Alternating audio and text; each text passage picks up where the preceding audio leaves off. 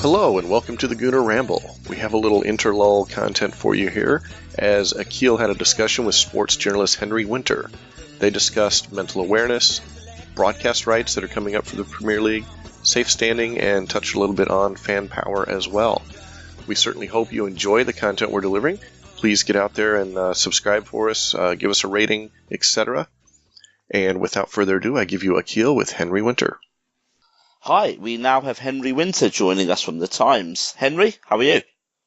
Hi there, I'm good. How are you? Yeah, very well, very well. Just enjoying the fact that my team's won 9 out of 9 and everything's looking quite nice at the moment. Do you know, I really like this manager. When they brought him in, they held a press conference and he did all the broadcast ones and he was good there, but he then took us up to the Diamond Club and about 10, 12 of us sat around and just talked to him, and look, some of it was through an interpreter, but a lot of it you could see the man was so committed to the job. And look, he looks good in the blazer. I know that's only a small thing, but if you look down the years with Arsenal managers, I think they do have a certain style to them. But I think he's quickly bought into the sort of DNA of the club, the connection with the fans, the commitment to attack, and he listens. And everyone was saying quite rightly Torreira should come in, but he knew that he had to sort of basically filter him into the team. And then the two up front as well, he sort of considered that. So look, he's a decisive individual, but I do think he listens as well. So no, it's going in a very positive direction. Yeah. Still a couple of defenders needed, but that's for future transfer windows. Yeah.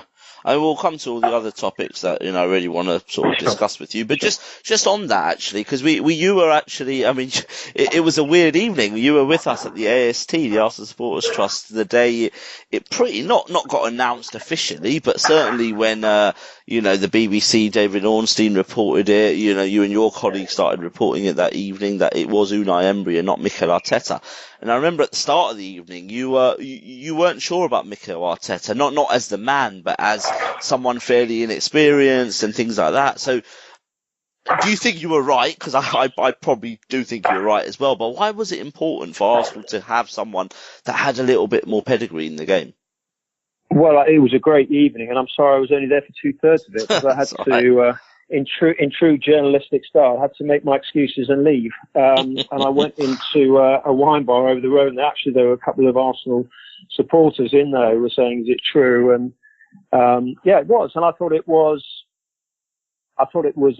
think it's a great moment for the club. The Mikel Arteta thing was slightly different because some of the vibes coming out of Manchester City were almost surrounding him and whether he felt he was ready for it or not. Look, I think Mikel Arteta, you see the work he's done with Raheem Sterling on a coaching side. You've met him. He's got a definite presence. He may well be, the Arsenal manager, in the future, or maybe he'll vie with Vieira. Wouldn't that be great for the club? Maybe just get them in the centre circle at the Emirates, throw a ball up in the air and see which one wins it. But Vieira will probably win that. I think it's great that there are people being linked to the job of that quality and of that potential. But I think what Arsenal needed at the time was a safe pair of hands. Unai Emery is not a Guardiola, he's not a Klopp, he's not in that very top level. But I think he's the next one down, which, with respect, is probably Arsenal's level at the moment. But I think with Emery's potential, and if the board finally see light and Kroenke finally releases proper cash, I think Arsenal can take that step up. But I just like everything about Emery. I just think he's just got a certain sort of class and a dignity to him. Before he came over, in fact, the day before he came over, one or two of his people were in London. I met one of them for lunch just because they wanted to get a feel of the club. They wanted to know about any of the young players coming through who you would know far more than I would. But it was more just to get a feel of the club, the sense of what the supporters wanted, what the issues were with Wenger. All very much issues in the public domain, but I think they just wanted maybe an ear on the ground just to sort of talk them through it. And I think it's brilliant for the club. And no disrespect to Arsene Wenger, but you don't want a Ferguson-style situation where their three managers have struggled after him. And I think Unai Emery has taken it on well. And then just sort of lastly on the Arsenal thing, I mean, at the moment, the most spoke about topic is Aaron Ramsey, having sort of less than a year on his contract. It looks like Arsenal have kind of withdrew their contract offer. Potentially that's got something to do with a change of CEO. I don't know.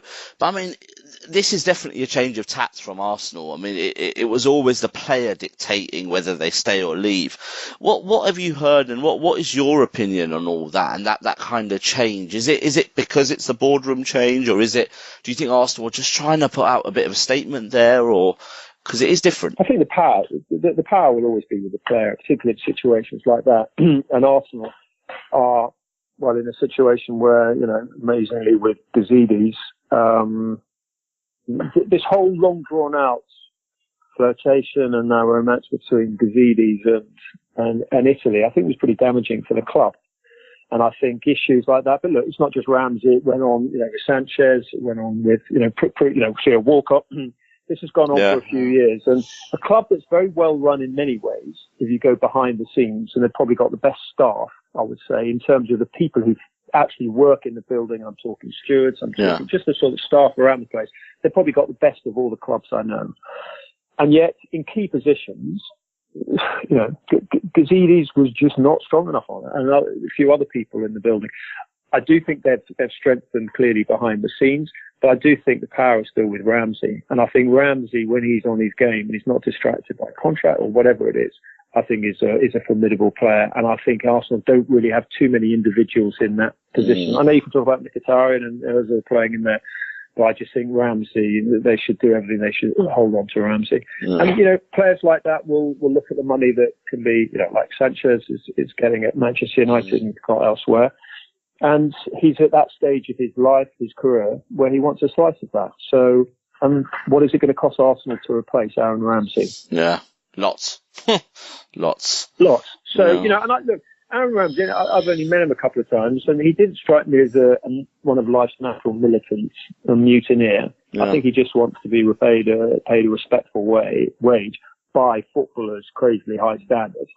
And then, and then get on with doing what he does best, which is playing football. But look, then maybe this is Unai Emery saying, well, listen, I want to make a statement. And I think one thing I have learned about Unai Emery is he's far tougher than the smiling demeanour suggests.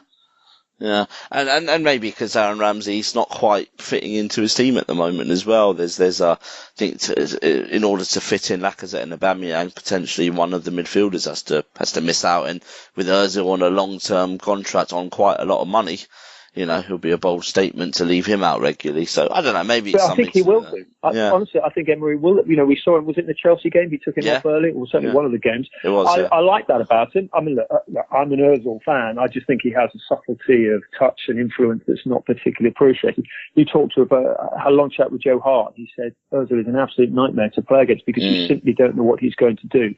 So I think people in the game respect her. Well, look, that's a huge Ozil debate, and you could do a year's worth of podcasts on him and still not reach a conclusion. But I think it's good if you've got people like Ramsey in there who place pressure on Ozil to say, actually, there's no sinecures in this team under Unai Emery like there were for some of the players under Arsene Wenger, and I think that's good. Arsenal need competition for places. They need two quality individuals in each position, and they haven't got that yet. No. Time will tell. It's a good segue on, actually, because today, or the day we're recording it, certainly is Mental Health Awareness Day. And I remember at the AST again, we had someone from the PFA come in, and he was kind of talking about the impact on professional players after they retire. And I mean, what do you think there's enough help out there for players once they've retired? Because all the support is there when they're in the game. We all know that. But then after the game, unless they go into management or if they're a pundit or something like that, it may be different. But if they don't go into any of that, do you think the help's there? And are we doing, when I say we, all of us involved in football, are we doing enough to support, ex-pros? Well, first thing, it's not just supporting ex-pros, it's supporting anyone in life who's got mental health issues, depression, obviously football because of its profile.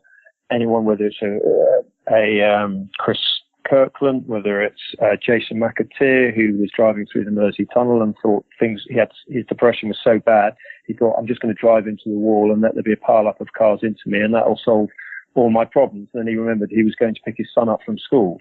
So we have to remember, and this is something we're guilty of in the media, particularly is that these are human beings as well as sort of professional robots, the individuals in the headlines. We have to remember that. But rewinding to your point about getting the health of the club, I think quite a few clubs, and because of the macho culture that still exists in the dressing room, I still think a lot of them don't come forward. And I think the Barnsley manager was talking on World Mental Health Day about the issues that he's got at his club. He says, look, if there are players who've got depression, a lot of them will hide it. And I know this from experience. I spent the last 18 months writing a book with Michael Carrick at Manchester United, going in and out of his house in Wilmslow, talking to him. And this is an individual who's going through a very interesting or a very poignant period in his professional life, basically the end of his career. And although Michael hasn't got a big ego, he likes striding out onto the stage. He almost joins Arsenal. He sat in Arsene Wenger's front room. Yeah. There were various issues there, been all over the papers, I'm sure you've seen. But, there is an individual. Yeah, and then, he had the European Cup final, Champions League final in Rome in 2009, and he simply couldn't cope with it on a sporting level about how he'd lost. And he replayed individual scenarios, why he didn't close down Etu, issues with Messi in the game. And that dogged him for 2 years. Wow. He was just, he didn't want to talk to people. He was driving up Carrington Lane to Manchester United's training ground thinking, I really want to turn around and just go home and not kick a football again.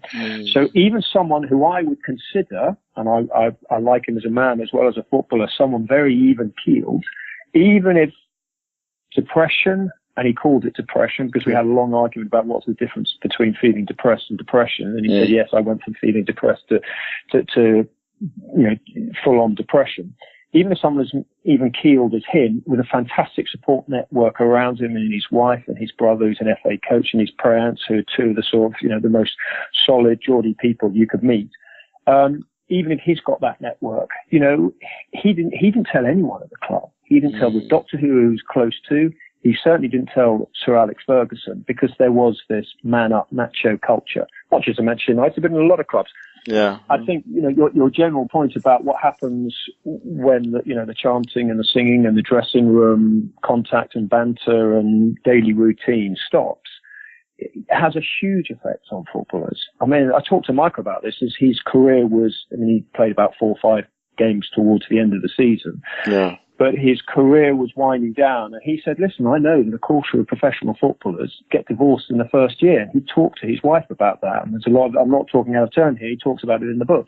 Okay. And so there is that huge pressure of when the curtain closes. And I'm sure it's not just for footballers. I'm sure it's for all sportsmen and women. I'm sure it's for all theatrical performers as well. Must be very difficult. Maybe that's why some bands keep going, because they don't want to lose the roar of the audience. So you can see why there are fertile grounds for depression or feeling depressed or having mental health problems. So absolutely, football should look at it, the PFA should look at it, but really this is a societal issue, it's a medical issue, and the government should look at it. So I think it's fantastic that all the footballers have been talking on World Mental Health Day. The clubs, I mean, the video that Everton put out, the Jason McAteer video, the ones for the club, the 72 EFL clubs have done. Arsenal have got the best community club in the system in the country, along with Everton. They're brilliant on these things. I think it's great. But look, this is not just a sports problem. Yeah. This is a national problem. Yeah, well, it's good that it's getting the coverage it deserves, and hopefully it allows people to open up more.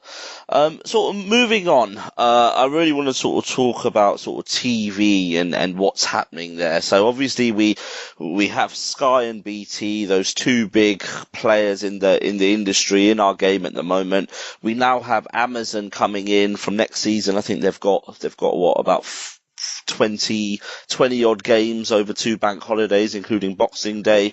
So it's developing. TV's developing. Online streaming is developing. How do you see that going? And from a kickoff time point of view as well, because we're going to have these Saturday 7:45 kickoffs from next season. I think there's about 8 of them. What is the view in the media on this? Is it a case of TV pay a lot of money to clubs, and you kind of have to accept that as fans and as media, because obviously journalists have to travel as well, and I'm sure there's a lot of journalists out there who don't fancy those Saturday night games because they have families as well and other things going on. So talking about it as a more of an individual point of view, what is the mainstream view on how TV and football is going in kickoff times? Well, I think if you want to be a football journalist, you don't think about things like worrying about what your family's up to. You don't see them. It. Yeah, absolutely. You honestly, and that's they totally accept that. I do whatever 130 matches a year, more in a tournament year, and I probably drive 50,000 miles, sleeping in lay-by and things like that. But you do look, we're incredibly lucky. We do it for the love of the job. So you have to leave that element aside. I think journalists will be taught, look, as a cynical journalist, you can say that having more matches is fantastic because it gives more, from the radio's perspective, it gives them more live rights. Radio 5 would not have got off the ground if it hadn't been for live football, giving them phone-in, 606, having great discussion programs, Mark Chapman and all that. Yeah. Television is absolutely huge for Sky, and they want to scatter it across the week. They also want to do that, scatter it at different times, because I wrote a book a couple of years ago on this subject, or there's a chapter on this subject, and I sat in a pub, the Old King's Head in Santa Monica, and I was knocking on the door at 6 a.m. Because of the 8-hour time difference, and say, look, can I watch your screens? And I spent 8 hours in there watching 6 different matches or 5 different matches. Yeah. And it was, it is huge, and it's packed. It's absolutely packed. And I said to the barman who's trying to get me to have a drink, I said, no, I'm just going to have coffee, mate. I know I might be an English football journalist, but even I would draw the line at drinking at 6:15, with the surfers not even going out, outside. So, you've got to understand from a Premier League perspective, it is absolutely in their interest to have a match kicking off at every time of the day and every day of the week. I mean, I love the idea that When Saturday Comes is still called When Saturday Comes. And I know Liverpool had a fanzine called When Sunday Comes because their matches kept on getting moved. Yeah. So I personally find Saturday night a disgrace. I'm amazed that the police and the authorities, I've written about this on countless occasions, have actually allowed this. I agree. Because if you've got a big match on a Saturday night, in a major city, we've all got friends who work in the NHS, and I've got a couple of friends who work in A&E, and they're just going, what are people thinking about? If you've got people coming out of football match, fortunately football fans are better behaved now, but if you've got police who are having to congregate around the ground as usual to police it, they're not going to be so much in the city centre. There's going to be huge issues in A&E. How are you going to get there? I mean, if you say they probably wouldn't put Manchester United against Arsenal on a Saturday night, but I think the last train out of Euston back north is at 10 o'clock. Yeah. You know what it's like getting out of Arsenal. For away fans, there's no chance they're getting that. And anyone who's seen the M6 with a Cone Carnival on it at the moment doesn't really want to go through that. Yeah. And this is talking north or south. Yeah. So I hope the Football Supporters Federation really goes to town on this, like the Liverpool fans did with the cost of the tickets in Euston. Like Arsenal. Arsenal have got some fantastic supporters group, yourself and the slightly more so direct action ones. And I really do hope you gather on this one, because I think it's an absolute killer. Yeah. But there'll be some newspapers which like it because it gives them a guaranteed huge back page lead. Pubs will like it. What I did find slightly strange is that the pubs, after the success of England in the World Cup and what was effectively a 7 o'clock kickoff UK time, a lot of people really like that, because if you're coming out of work, say, on the midweek, you can go to the pub and watch it 7 o'clock to 9 o'clock. That's fine. Then go home. But also, if you've got kids at home, 9 o'clock is still a cut-off point for a lot of parents. Yeah. And they'll happily let their child watch a game from 7 till 9. So I was disappointed the television company didn't say, actually, let's go for a 7 o'clock, a more balanced kick-off time. And then actually, they'll be able to get home. I mean, if I go to matches at Arsenal, I can get the 11:30, the now 11:33 train, with loads of Arsenal fans heading out of town, going back to the Leeds train, to the last train. It's known as the Vomit Comet, not because of football fans, but because of I've seen Londoners, Londoners and Leeds people and people whatever stopping off on the way up. So, and that is that's the last train out of town. So you can get that one. But Saturday night should not be allowed. And I think there'll be a backlash against it. I mean, we've been pushing for football clubs, the Premier League, train companies to be a little bit more aligned as well on extra trains and things like that. And also probably push football clubs and maybe even the TV companies to actually contribute to the Metropolitan Police or the Yorkshire Police or, whoever the police is, to actually give them extra resources. Because as you say, that's the big fear, that you have a game in London, at Arsenal or at Chelsea or at West Ham, and then you have to police central London on a Friday night as well or a Saturday night as well. It's just, how are police going to cope? I mean, there's not much of a movement by that, but is that something that you think could at least be a little bit of a solution if those NHS and the police get a bit more help, and who should they get that help from? It's funny because they've spent hundreds of millions tarting up the King's Cross and Pancras area. You've got no reflection on the individual groups of fans, but in terms of pressure on police, if you've got a West Ham home game at Stratford, taking the javelin, whatever it is, 9 minutes into St Pancras, and then you've got Arsenal fans, whoever they're playing, flooding out of the Emirates, that is going to be a pressure point for the police. I'm not saying it's going to be a flashpoint because fans are different now, but in terms of resources, you say NHS and the police. You see, I take a different tack on this because you can't appeal to football leagues, particularly the Premier League, the greed is good league, as Brian Glanville calls it. You can't appeal to them on emotional grounds or on moral grounds. The only way to actually get into the brains of the people of the Premier League is through their wallets. And my argument with them, what I've always tried to point out to them with actually very little success, is that what you need most to sell football most lucratively around the world is full grounds. Now, you're not going to get full grounds if you're charging too much and the ticket prices are still too high. I still find it offensive that away tickets are 30. They should be 20. The Football Supporters Federation's 20 plenty thing is great. And I think you lot you actually had a demonstration outside the ground in favour of 20 is plenty. Was it 18 months or so ago? Which was brilliant. I think was it Liverpool were down there as well, and you all combined together, and I thought it was really good. I mean, it was great sort of visually, and the points you were making were completely right. Ticket prices are too high because you look at the huge. I mean, Fulham just spent £100 million in the transfer window on players. Okay, imagine if you just took £20 million away from that and say, right, one of these players we bought in, we're just not going to go for, but we're actually going to reduce the cost of tickets to Craven Cottage. And Craven Cottage is actually not one of the most greedy of clubs, but absolutely they should be brought down. And yesterday I gave a talk at the Cheltenham Literary Festival. I was interviewing Kevin Keegan on stage, and before I went there, I went to the University of Gloucester they've got 150 sort of media students, budding journalists, and I went in and talked to them, and I said, it's your generation that's losing out. It's the 18 to 24 generation, which is actually having to pay. I know clubs vary it, but they are having to pay quite a lot at a time of their life when they're not quite working yet. They may be students. They may be looking for jobs. Are they still living at home? Are they trying to get on the property ladder? All those sort of issues that hit you from 18 to 24 before you start earning a little bit more. That is the generation, the 18 to 24, who really generate most of the noise within grounds.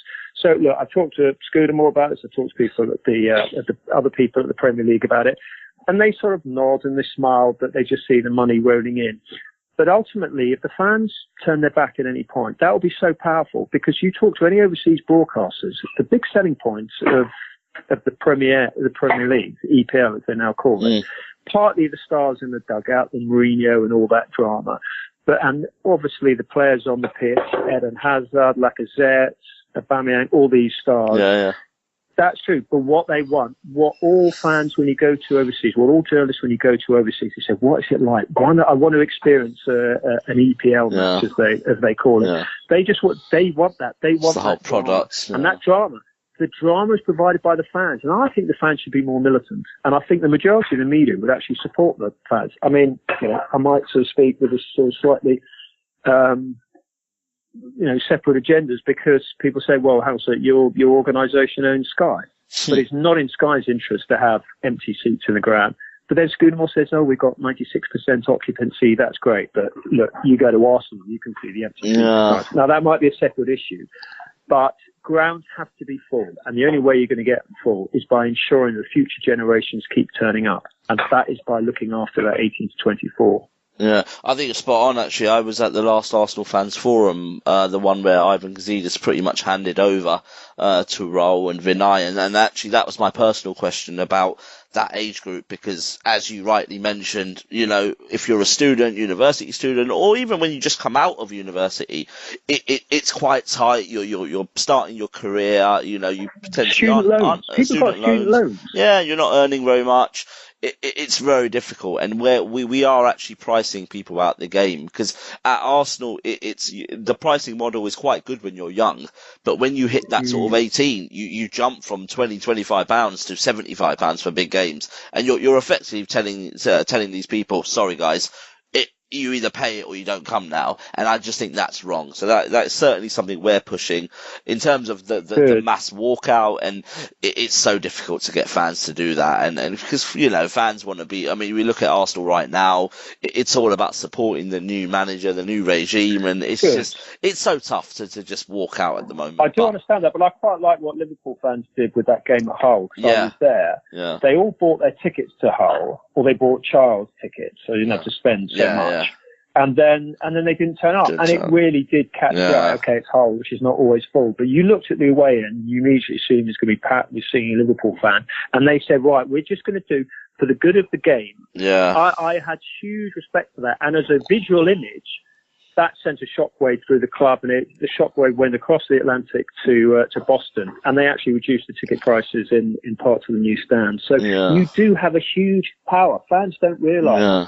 They don't realise the power they've got. Yeah, they did it against Sunderland at home as well, didn't they? Where they walked out at 60 minutes or 70 minutes. They were actually winning 2-0, and I think they drew the game in the end, which maybe is the dilemma fans have. But yeah, no, I completely agree.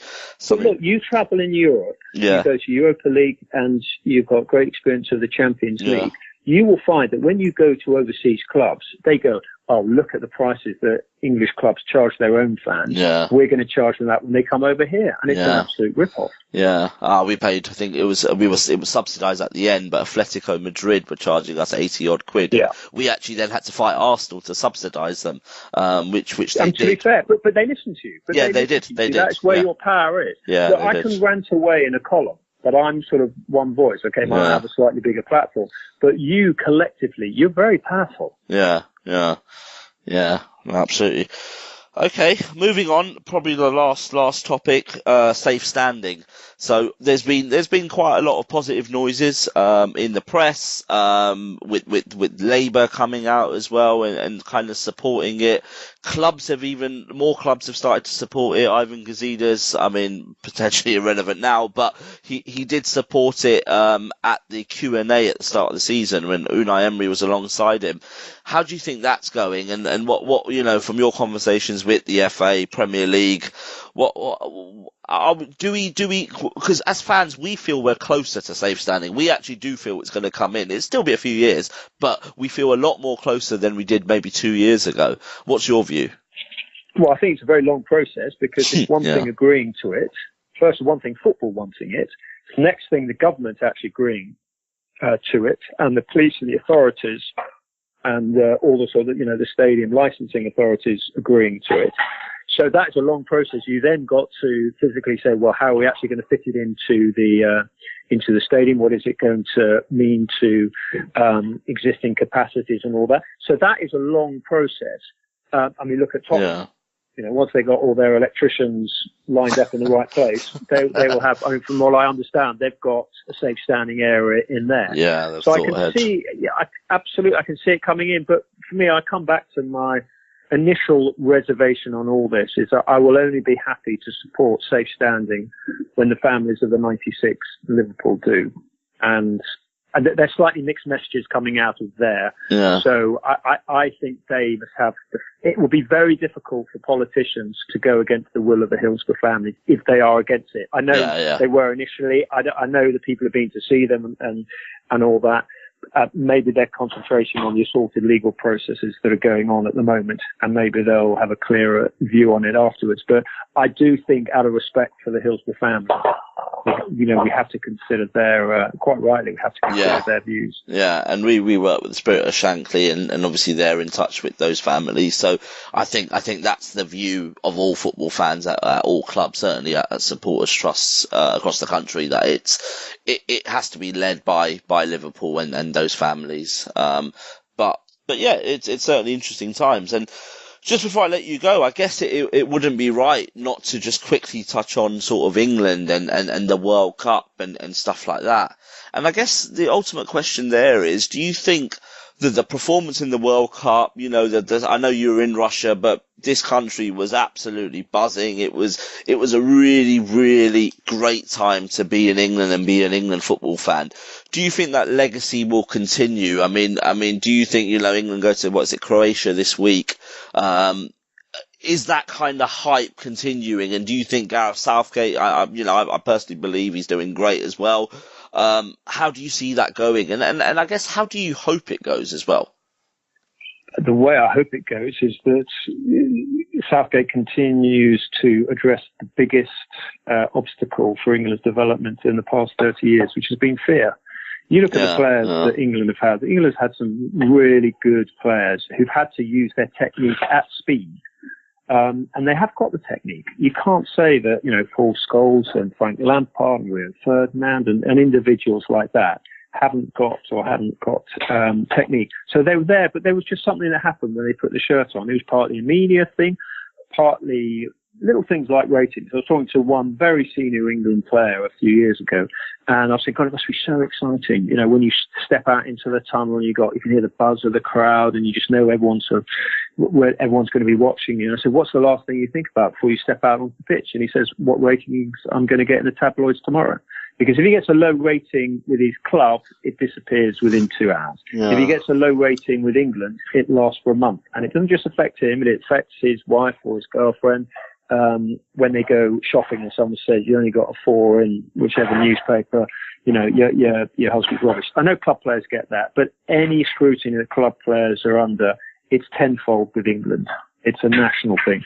So I think Southgate has addressed that. It's partly with the way he had that very clever sort of media get together with all the players, Super Bowl style. And, Raheem Sterling was in all the headlines that morning because of his gum tattoo. He just sat there for an hour and he just talks everyone calmly through the situation. I think there was a lot of empathy. So look, Southgate's getting players to express themselves off the pitch as well as on. But it was very noticeable when he came out for the first press conference of the season. He came on with all the statistics about how few minutes his players were actually getting. Yeah. And the fact now, everyone's celebrating Mason Mount and Jadon Sancho, and I think it's great. They've got huge potential. But, these are still kids. Yeah. England are going up against a fairly experienced Spanish team. I can remember being at the European Under-21 Championships the year after Spain won the World Cup, and Juan Mata won the World Cup with the seniors, but he was back down the Under-21 next year, continuing to learn his trade. So, look, we have got some good young players. Southgate is addressing the issue of fear, but what the country is crying out for, and the national team is crying out for, is for these kids to actually get a chance in their club teams. Yeah.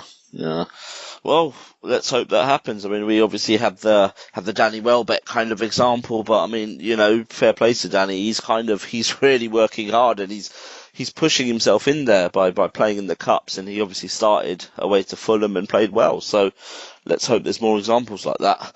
But Henry, it's been great as always. A fascinating pleasure, 30 mate. minutes. I always feel I learn something more from talking to you as well. So it's always. I always learn something when I walk past up to the press box and you're standing there handing out your pearls of wisdom. I always appreciate it. And it's good to see the team doing well, because I haven't particularly enjoyed having a go at Wenger for the last 4 or 5 years. I've got so much respect for him as a man as well as a manager. But everyone could see he'd sort of outlasted his time. And I'm so pleased that Unai Emery is, it's building gently under him. Still a long way to go. They're still a long way behind Liverpool and Manchester City. Yeah. But the fans know that, The fans know better than journalists what's going on at their club. Yeah. And Arsenal fans have been saying it, and it's true. But it's a new era, so I wish him well. He's a genuinely likable guy. Yeah. Well, let's hope when we're talking to you next, he's got, he's won 18 in a row and Arsenal on top of the league at Christmas. But maybe I'm asking for too much this season. But You just need to sort Kroenke out. I mean, I really enjoyed that, coming along to your meeting and AGMs when they happen at the club. I think that was so important. And I just think that's one of the biggest sadnesses for the club in recent years, that there won't be that ability to communicate to the club. And that is, fans have to be listened to. Yeah. Because ultimately, Kroenke didn't grow up with a poster of Perry Groves on his wall in Denver. He's there to make money, and he will make money and he will move on one day. But you, the fans, will still be there. As a journalist, I'll have moved on. I'll be sitting in a rocking chair somewhere overlooking the sea in Norfolk. But you will still be there. And that is why you need to be listened to more. And if I can say one thing, you've got to be a bit more militant. Yeah. Yeah, well, it's as I said, it's always tough to find that balance between supporting and being a bit militant. But I think from a supporter's point of view, it's very much about, let's see how the new regime does. I mean, we met Raul and Vinay, who have taken over from Ivan, and I think you need to give them a chance a little bit and then see how it goes. But obviously, the next couple of transfer windows will probably tell us a lot more as well. Do we want to compete, or are we happy just to be kind of, in that sort of aiming for fourth? But and get some of the kids in. Give Reece Nelson a chance. Ainsley Maitland-Niles, I mean, obviously he's been injured. He was looking at that. Smith Rowe looks very good, by the way. Yeah, good. Well, look, you've got some good kids there. Just give them a chance. Yeah, I think Emery will. Yeah, he will. Cool. Thank you, Henry. Brilliant. Thanks for your time, and enjoy the rest of your day and week. Yeah, we'll do. Thanks for that. Cheers. Keep rolling with the club. Cheers.